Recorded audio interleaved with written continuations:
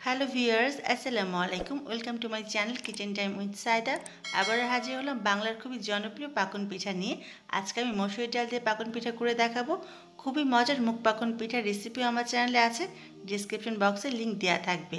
কথা না বলে চলুন জানি কী করে পারফেক্টভাবে মসুরের ডাল দিয়ে পাকন পিঠা বানাবো সেই প্রণালীটি। পাকন পিঠা বানানোর জন্য প্রথমে আমি শিরা বানিয়ে নেব। সেজন্য একটি হাঁড়িতে দিয়ে দিলাম 2 কাপ পরিমাণ চিনি। এবার 2 কাপ চিনির জন্য দিব 1 কাপ পরিমাণ পানি। এই শিরাটা আমি একতার বা দুইতার করব না, জাস্ট একটু চিটচিটে হলেই নামিয়ে নিব। 3টা এলাচ দিয়ে দিলাম সুন্দর একটা ফ্লেভারের জন্য। এবার খুব ভালো করে মিশিয়ে আমি চুলাটা জ্বালিয়ে দিব।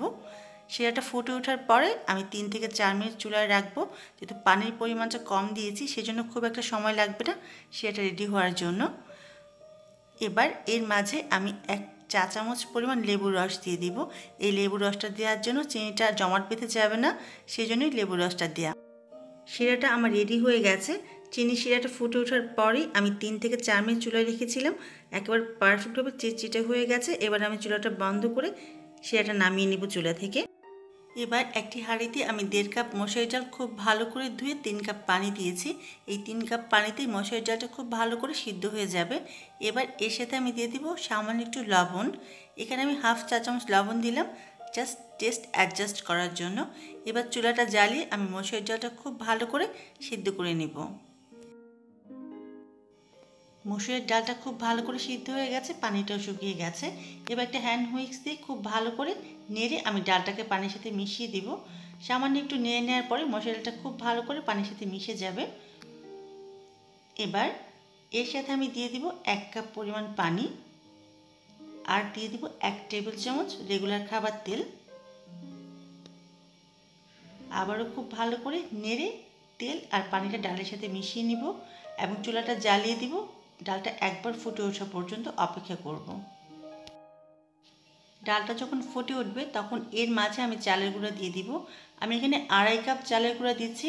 এটা বাজারে কিনা চালের গুঁড়া, এই জন্য একটু শুকনা বেশি, সেই জন্য পানির পরিমাণটা সামান্য একটু বেশি লেগেছে। আপনার বাসায় তৈরি যদি চালের গুঁড়া হয় তাহলে কিন্তু পানির পরিমাণটা একটু কম লাগবে। আমি ঢেকে দিলাম 2 মিনিটের জন্য। ফিরে এলাম 2 মিনিট পরে। এবার আমি খুব ভালো করে নেড়ে চালের গুঁড়া ডালের সাথে খুব ভালো করে মিশিয়ে নেব। খুব ভালো করে যখন মেশানো হয়ে যাবে তখন চুলাটা বন্ধ করে দিব এবং আবারও আমি ঢেকে দিব 2 থেকে 3 মিনিটের জন্য। যেহেতু বাজারের কিনা চালের গুঁড়ো অনেক বেশি ড্রাই, এই 2 মিনিট ঢেকে রাখার জন্য চালের গুঁড়োটা খুব ভালোভাবে সিদ্ধ হয়ে যাবে ভিতর থেকে পর্যন্ত, সেই জন্যই আমি ঢেকে দিলাম। ফিরে এলাম 2 মিনিট পরে। চালের গুঁড়োটা খুব ভালোভাবে সিদ্ধ হয়ে গেছে। আবারও খুব ভালোভাবে নেড়ে মিশিয়ে নিব। আর সামান্য গরম থাকা অবস্থায় কাইটা করতে হবে, তা না হলে কিন্তু করা যাবে না। খুব সাবধানে, খুব বেশি গরম হলে কিন্তু হাত পুড়ে যাবে। এভাবে কাই যখন করা হয়ে যাবে তখন হাঁড়িতে রেখে ঢেকে রাখতে হবে, তা না হলে কিন্তু শক্ত হয়ে যাবে। যে অংশটুকু আজ নিয়েছি রুটির জন্য একটু বেশি করে নিতে হবে, কারণ রুটিটা কিন্তু অনেকখানি মোটা হবে। আমি উপরে সামান্য একটু তেল মেখে নিয়েছি। এবার একটা রুটি বানিয়ে নিব। রুটিটা পরোটার মতো সামনে পিছে করে বানাতে হবে, গোল করে ঘুরিয়ে বানানো যাবে না। ঠিক এরকম করে আমি একটা রুটি বানিয়ে নিব। রুটিটা 1/2 ইঞ্চি মোটা হবে। আমি দেখিয়ে দিচ্ছি কতটুকু মোটা হবে। দেখুন, রুটিটা যখন বানানো হয়ে যাবে তখন রুটিটা পুরোতে হবে ঠিক এইরকম 1/2 ইঞ্চি পরিমাণ। এবার আমি একটি কাটার দিয়ে কাটবো। আমি একটি কুকি কাটার নিয়ে নিয়েছি এরকম। আপনি আপনার পছন্দ মতো যে কোনো শেপের এই পিঠাটা বানাতে পারেন। এটা একেবারে গোল হতে হবে এমন কোনো কথা নেই, আর এটা পুরোটা ঠিক এরকম হবে। আর আপনি যে কোনো শেপের, যে কোনো ডিজাইনের আপনি এই পিঠাটা বানাতে পারেন। আজকে পিঠাগুলো সব আমি গোল গোল করে বানাবো। এভাবে আমি সবগুলো পিঠা কেটে নিব। আর সাইড থেকে যে অংশগুলো থেকে যাবে এগুলো ফেলে দিব না। এগুলো আবারও আমি হাতে নিয়ে মেখে রেখে দেবো ঢাকনা দিয়ে। ঢাকনা দিয়ে না রাখলে কিন্তু শক্ত হয়ে যাবে। এগুলো আমি আবারও পিঠা বানিয়ে নিব। ঠিক একইভাবে আমি সবগুলো পিঠা বানিয়ে নিয়েছি। এবার পিঠাগুলো ডিজাইন করার জন্য আমি একটা সাসলিকের কাঠি নিয়ে নিয়েছি আর সামান্য একটু তেল নিয়ে নিয়েছি। কাঠিটা একটু তেলের মাঝে দিয়ে আমি পিঠাগুলোতে ডিজাইন করে নিব। ডিজাইন আমি খুব ভালো পারি না, আপনি আপনার ইচ্ছে মতো যে কোনো ডিজাইন করে নিতে পারেন। আমি খুব নর্মাল একটা ডিজাইন করে দেখাচ্ছি। ঠিক এভাবে দিয়ে জাস্ট উপরের দিকে একটু উঠিয়ে দিলেই হবে। এইরকম করে আমি একটি ফুল বানিয়ে নেব আর সাইড দিয়ে এভাবে একটু ডাবিয়ে ডাবিয়ে দিব। দেখুন, ঠিক এভাবে আমি খুবই নর্মালভাবে ডিজাইন করলাম, কারণ আপনি খুব সুন্দর করে যে কোনো ডিজাইন আপনি করে নিতে পারেন। আর এই ডিজাইনটা করার জন্য যখন আমি শিরায় দেব খুব ভালোভাবে শিরাটা ভিতরে ঢুকবে, সেজন্য দেখুন ঠিক এভাবে আমি করে নিয়েছি। আমি আরেকটা ডিজাইনও করে দেখিয়ে দিচ্ছি। আমি কিন্তু ডিজাইন খুব বেশি ভালো পারি না, এভাবে। আর যতবার ডিজাইনটা করবেন অবশ্যই কাঠিটা একটু তেলে ডুবিয়ে নেবেন। দেখলেন তো কত সহজেই তৈরি হয়ে গেল পিঠা। এবার একইভাবে আমি সবগুলো পিঠার মাঝে ডিজাইন করে নেব। আর এই পিঠাগুলো ডুবে তেলে ভাজতে হবে, সেজন্য প্যানে পর্যাপ্ত পরিমাণ তেল দিতে হবে।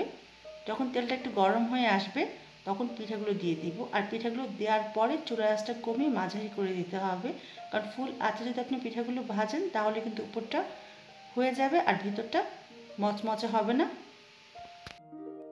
পিঠাগুলো আমার তেলে দেওয়া হয়ে গেছে।